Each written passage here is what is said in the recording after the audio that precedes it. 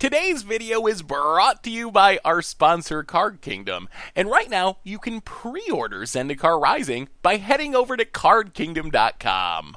Hello everyone, it's Seth, probably better known as Saffron Olive, and it's time for another daily dose of Zendikar Rising spoilers, and it might be the end of spoiler season, I'm actually not sure. So yesterday was the last full day of Zendikar Rising proper spoilers.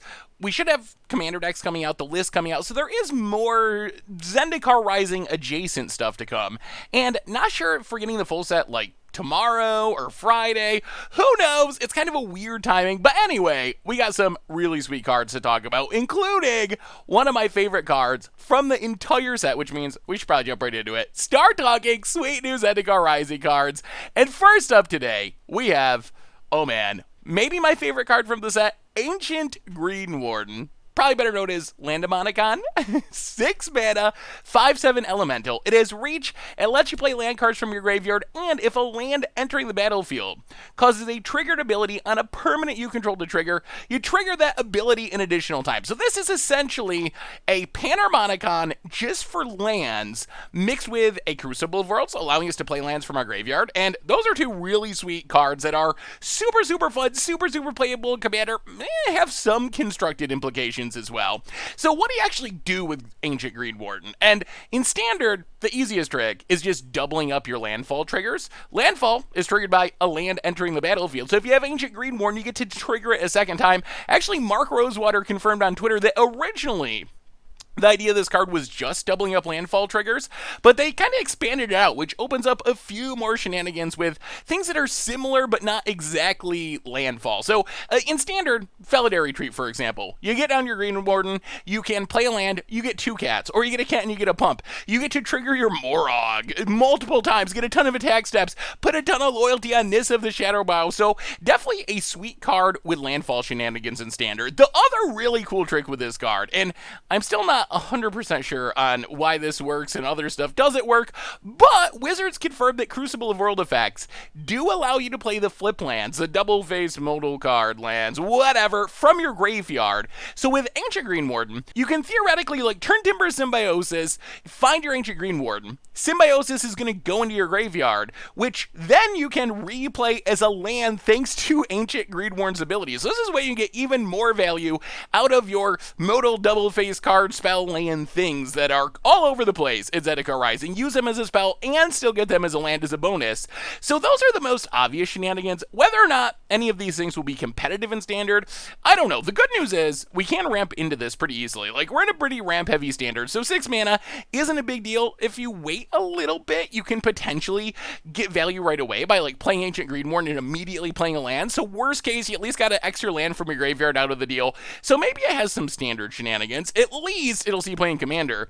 The other thing to mention is some lands actually just come with Enter the Battlefield triggers, like Glimmer Post. When it enters the battlefield, you gain a life for each locust you control. Well, with Ancient Green Warden, you get X2 the life, essentially. Field of the Dead gonna make X2 the zombies. Temple of Melody gonna give you X2 of the scries, which is pretty sweet. There's also just some other cool tricks, like doubling up your Amulet of Vigor.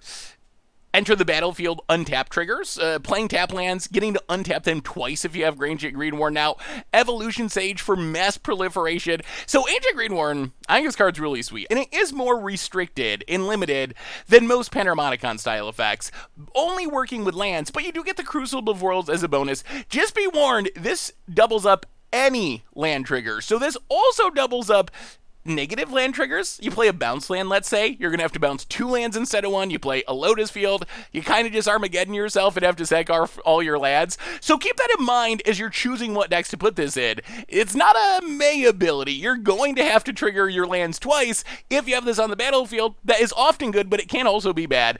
But Ancient Green Warden, one of the cards I'm most excited to build around. I think it could do some really sweet, really powerful things and at least be super fun. And plus, anything that looks like a Panharmonicon, even if it only works with lands, is okay in my book.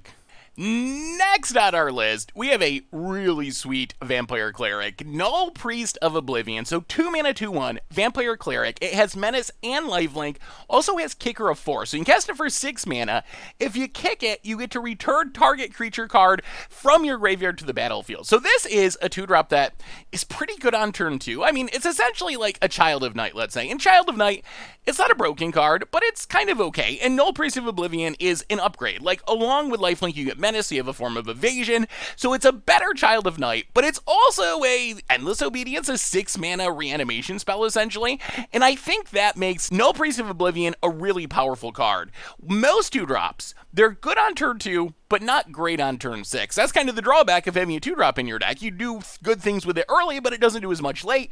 Null Priest of Oblivion has an amazing flexibility where it's going to be a solid just 2 mana play to run out there, start gaining life, getting in damage, and then it's also going to be one of your best plays on turn 6. By that time, you probably got a creature in your graveyard. You can kick it, kind of get a 2-for-1 out of the deal. Obviously, because it's an enter the battlefield trigger, does sweet things with like Yarok, Lithiform Engine, Panharmonicon, where you're able to double up that reanimation kicker effect, which is really sweet. Also, the creature types are relevant here. Like Sword Imperious Bloodlord, I know, not going to be a standard anymore, but it is good in Historic. It is good all the way back to Pioneer. Being a vampire is a pretty big deal. I think there is some chance that Vampire Tribal is going to want this for the reason we were talking about. Good on turn 2, even better arguably on turn 6, and then Clerics is getting more and more support, and they have a graveyard sacrifice sub-theme, so maybe if we get enough Clerics to make Cleric Tribal a thing in Standard, Null Priest of Oblivion will be a way we can like play our aura, sacrifice a bunch of stuff, get a bunch of value, use Null Priest to get back our aura, do it again, so I think there's shenanigans there as well. So in general, I really like this card. I think it's just overall a good card. As I said, the flexibility is key here. Being reasonably effective on turn 2, even better on turn 6, that makes for a powerful 2-drop, and that doesn't even include the tribal ramifications, which make it even better. We also got Varalzo, Partner of Currents, and this card's pretty interesting. So it's a Simic X-Spell, blue-green and X, for a legendary Serpent, enters a battlefield with a number of counters equal to the amount of mana spent to cast it. So essentially in Standard, it's kind of like a Hydroid Process. You just spend all that mana. We'll talk about why that wording is relevant in a minute. And then whenever you cast a kick spell, you may remove 2 counters from Varalzo, and if you do, you get to copy that spell and choose new targets, and that counts creatures and permanents as well. So you can use this, similar to Lithiform Engine, to actually copy permanents, have them come into play as tokens. So the reason that Varalzo is worded as it is to make it better in Commander. This is the same sort of wording we've seen on like Marathul of the Wilds, Gyrus, Waker of Courses. Essentially with this wording, rather than being Hydroid Crosses, where it's just a straight up X spell, this means that when you cast your Varalzo for the second, third, fourth time, and you're paying the commander tax, you're still getting extra counters out of it. So it essentially avoids the commander tax completely because it just cares the amount of mana you spend. Let's say you just pay blue and green, and then you spend all the rest of your mana, let's say 6 mana on the commander tax because you've cast your Varalzo a few times, you're still going to get the same amount of power and toughness, which makes this a much more powerful commander, especially since you need to remove the counters to take advantage of its kicker ability, so it's probably going to be dying and you're going to be recasting it. That seems like the main way to play this. So the other thing I'm excited about, this is the second card we've seen that can actually copy permanents on the stack. The first we saw was Lithiform Engine, which can just copy any permanent.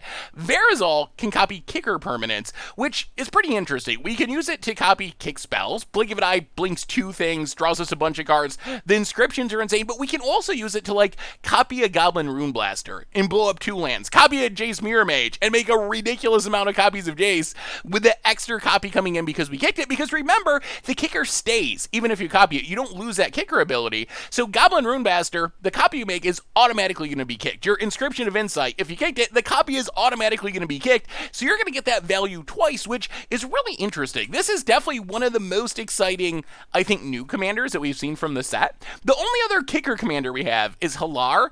And honestly, Halar, it's fine for what it is. It's just a very aggressive commander. Like, you play this and try to kick stuff and kill your opponent really quickly. Varalzo is kind of the opposite direction, where you could do some really crazy Panharmonicon-esque copying your stuff shenanigans and play like kicker value deck, which is not a deck that existed in Commander before. So I will say I'm skeptical that Varalzo is a standard card. Like, I don't know. Maybe there's a kicker deck that can take advantage of it. I think it would be fun to build, and I think we will definitely build it. But being a competitive deck, I'm a little skeptical that that's where that lands. On the other hand, the way this is worded and what it does, it seems very clearly designed to be a commander card. This is your new kicker commander, and if this had shown up in a commander deck or something, I would have believed it. I would totally believe that this was not a standard card and was designed specifically for commander.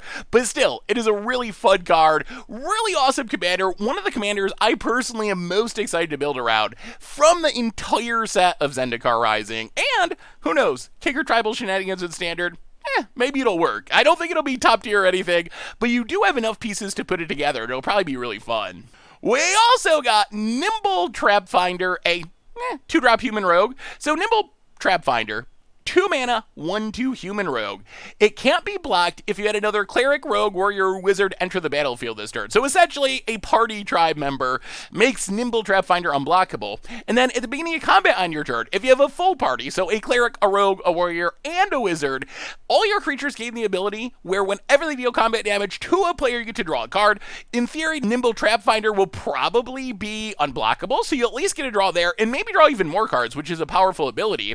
I think the most obvious home for this is rogues. Whether or not rogues are good, that remains to be seen, but this seems like a great way to ninjutsu, quote-unquote, Zarasan into play, get in that hit, start stealing stuff from your opponent's library, because you can make Trap Finder unblockable to make sure you can get in that attack. Also, I mean, it is a good payoff for having a full party. Now that we've seen a big chunk of the set, there are enough pieces to try to build a full party deck. Even just in blue and white, there's good support cards like Seagate Stormcaller. There are a bunch of payoffs for having a full party. I don't know.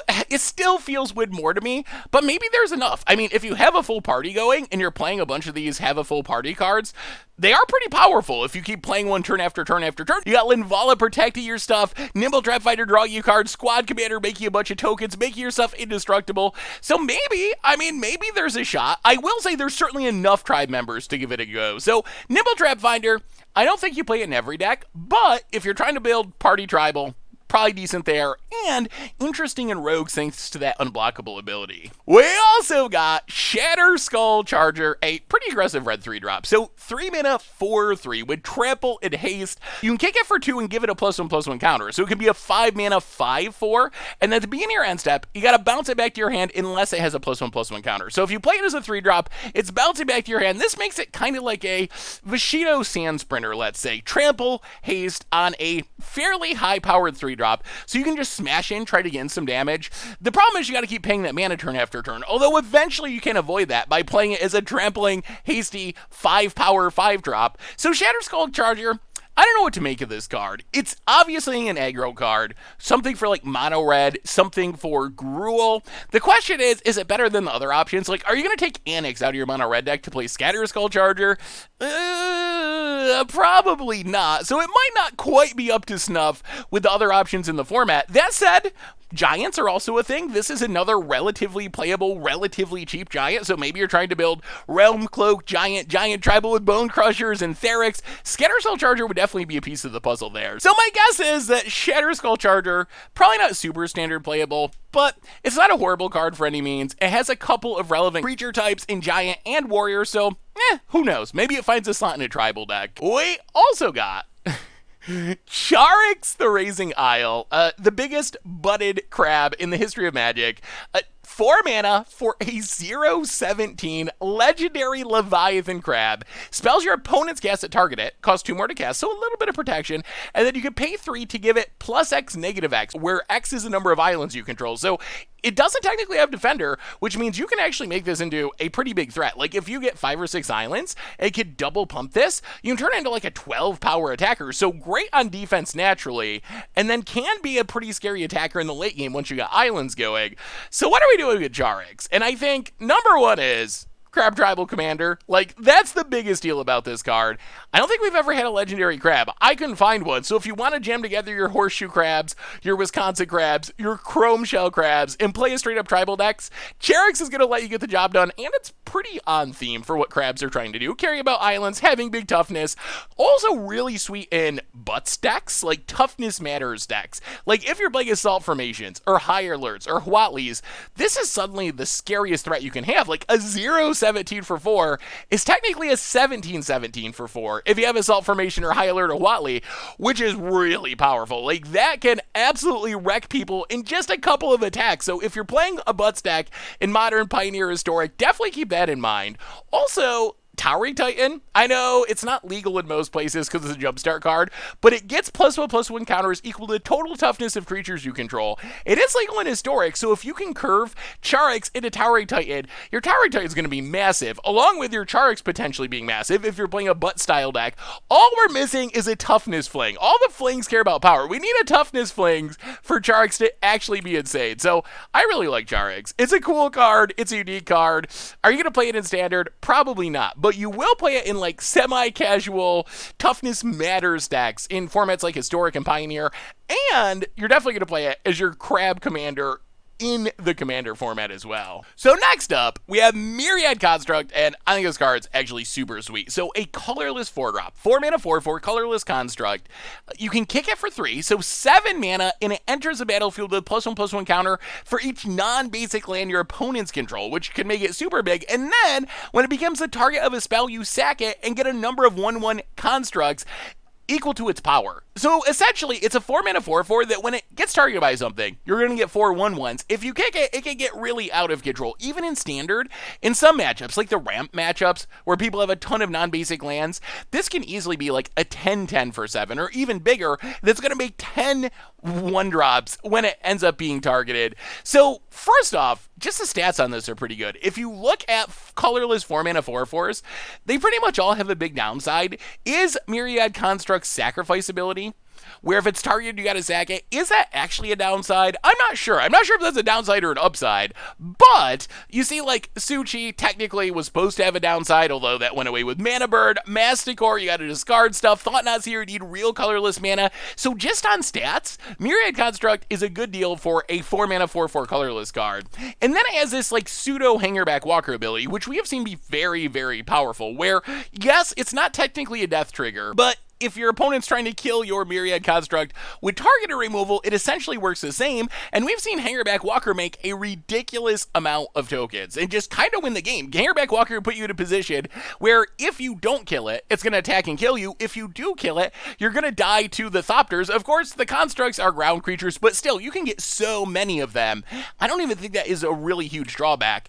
The downside is Myriad Construct does not technically have a death trigger. I don't know if this is an upside or a downside, which means if it dies or is exiled or otherwise dealt with without being targeted by a spell, like your opponent Elspeth Conquerors Destiny, that's technically not being targeted by a spell. It's being exiled by a permanent. If your opponent shatters the sky, it was never targeted. If your opponent bounces it with a Teferi, it was never targeted by a spell. It was targeted by a permanent. So there are ways to get around it, more so than Hangerback Walker, where a Wrath is going to get rid of it, other forms of removal. The upside is you can target it yourself. It doesn't say a spell your opponent controls, so if you are worried about not getting those constructs, you're worried of the Elspeth Conqueror's Death or a Teferi or a Wrath, you could use a Heartless Act to target your own Myriad Construct. You could use a Wilt to target your own Myriad Construct, to sacrifice it, and then get all those tokens, hopefully use those tokens to win the game. And probably most impressive is what this does in multiplayer formats. Like, look at any random Commander Clash game. Look at the amount of non-basic lands that are on the battlefield by like turn, 8 or something.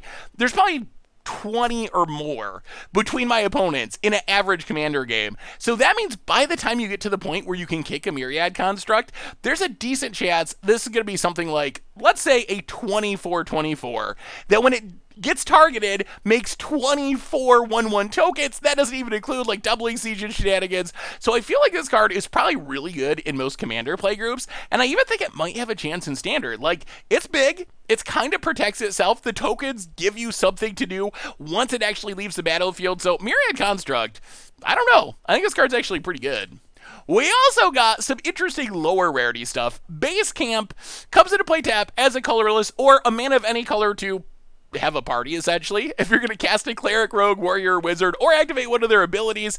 So I feel like if a party deck emerges, this is certainly going to be part of it. If you need to get into like 3 or 4 colors to make your full party stuff happen, to have enough different creature types to pull it off, Base Camp going to be essential for fixing your mana. We also got Kargan Warleader, a Warrior Lord. 3 mana, 3/3, gives your other warriors +1/+1. Now that we've seen most of Zendikar Rising, there might be enough to make a warrior deck. I don't know if it'll be a good warrior deck, but we have, good creatures pretty much up the curve. Winota happens to be a warrior, and Winota happens to interact well with warriors, because as you can see, some of them just happen to be human warriors. Some of them are non-human warriors. So you can just like curve out your Fireblade Charger into Kargan Intimidator, into a Kiri, let's say, play your Winota attack. Part of your creatures are naturally going to be non-humans because they're like goblin warriors and core warriors, and then you can snag your human warriors, like your lords, like Kargan Warleader, from your attack triggers. So I actually think there's some chance that Warrior Tribal could be a thing in Standard. Probably Boros, maybe 3-color, and if it is, Kargan Warleader probably going to be a part of it. We also got Roost of Drakes, which is kind of a cool little enchantment. So 1 mana, whenever you kick a spell, whenever you cast a kick spell, you can make a 2/2 Drake token with flying, and you can kick it yourself for 3 mana. So you can cast it for 4 mana, and you get a 2/2 Drake when it enters the battlefield. So Roost of Drakes reminds me a little bit of the kicker version of Drakehaven. Like, yes, you got to play a bunch of kicker cards. Is a kicker tribal deck going to be a thing in Standard? I don't know. But if you're playing like a kicker deck in Commander or something, easy inclusion. And if there is a kicker deck in Standard, Roost of Drakes is very competitively costed. It's only 1 mana to cast.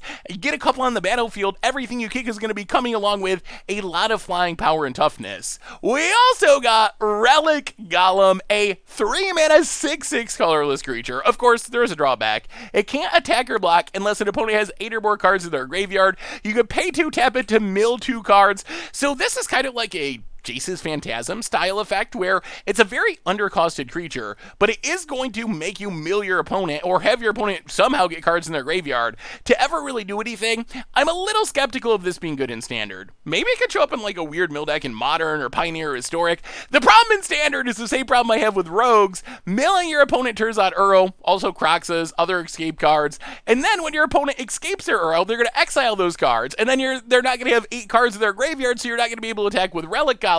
So it's a sweet card, potentially powerful card, but I'm skeptical of how it lines up with the escape mechanic in general and Uro in specific. So it might be a potentially powerful card that just doesn't have a home in our Standard meta. Otherwise today, ton of lower rarity stuff, more lower rarity flip lands.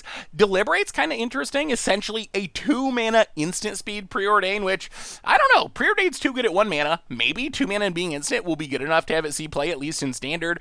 Relic Vial, I like for a Cleric deck, and also just sacrifice theme decks, giving you some card advantage.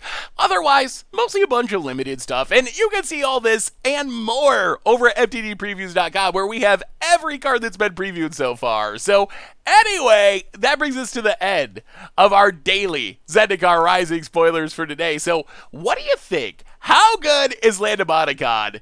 Ancient Green Warden, what is that going to do? What do we want to do with it? What combos are there for it? What formats can we play it in? I am so hyped for that card. That one is so sweet. What about No Mage Priest? Our kicker reanimating vampire. Can that show up in vampires and clerics and just mono black decks? What about like Pioneer historic vampires? How about Varalzo, our kicker friendly Simic legend? Thankfully, not a broken Simic card, but definitely a sweet commander build around. What kind of kicker deck do you want to build with that in Commander? Nimble Trap Finder, can that show up in Rogues thanks to its unblockability? What about Shatter Skull Charger? Is that better than I give it credit for, even though you're going to have to bounce it back to your hand a lot of time?